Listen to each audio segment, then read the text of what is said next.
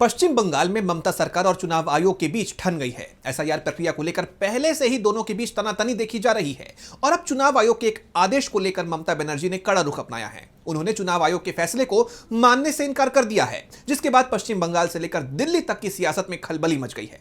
तो क्यों चुनाव आयोग और सीएम ममता बनर्जी आ गए हैं आमने सामने, आइए जानते हैं इस रिपोर्ट में। चुनाव आयोग सवालों से घिरा हुआ है, खासतौर पर पश्चिम बंगाल में उसके फैसलों पर सवाल उठ रहे हैं। एसआईआर प्रक्रिया को लेकर ममता सरकार ने चुनाव आयोग पर गंभीर आरोप लगाए हैं और अब उन्होंने आयोग का आदेश मानने से भी साफ इनकार कर दिया है।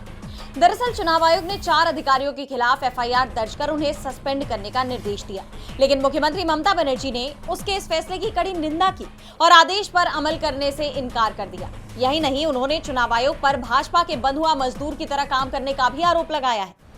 दरअसल इन अधिकारियों पर वोटर लिस्ट में नकली वोटरों के नाम शामिल करने में शामिल होने के आरोप है और चुनाव आयोग का दावा है कि इसके सबूत भी मिले हैं। इन 4 अधिकारियों में 2 दक्षिण 24 परगना जिले के बरुईपुर ईस्ट विधानसभा क्षेत्र के हैं, जबकि बाकी 2 पूर्वी मिदनापुर जिले के मोयना विधानसभा क्षेत्र के ईआरओ हैं।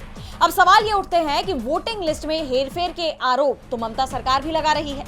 ऐसे में अगर चुनाव आयोग इन मामलों का संज्ञान लेते हुए कार्रवाई कर रहा है तो ममता सरकार इसमें सहयोग क्यों नहीं कर रही? लेकिन यहाँ गौर करने वाली बात यह भी है कि जिन अधिकारियों के खिलाफ ये कार्रवाई हो रही है वो अधिकारी बंगाल सरकार के हैं, जिन्हें चुनाव आयोग ने नियुक्त किया था। वैसे भी चुनाव आयोग पर पहले से ही इसे लेकर आरोप लग रहे हैं कि वो दूसरे राज्यों में तो वहां के अधिकारियों का इस्तेमाल एसआईआर प्रक्रिया में कर रहा है, लेकिन पश्चिम बंगाल में ये काम वो आउटसोर्स कर रहा है। जबकि बंगाल सरकार की तरफ से सुप्रीम कोर्ट में भी बताया गया था कि उसने चुनाव आयोग को कहा कि अगर उसे अधिकारी चाहिए तो बंगाल सरकार दे सकती है। 8000 से ज्यादा अधिकारियों के नाम भी भेजे गए थे, लेकिन चुनाव आयोग बस मनमानी करता दिखाई दे रहा है।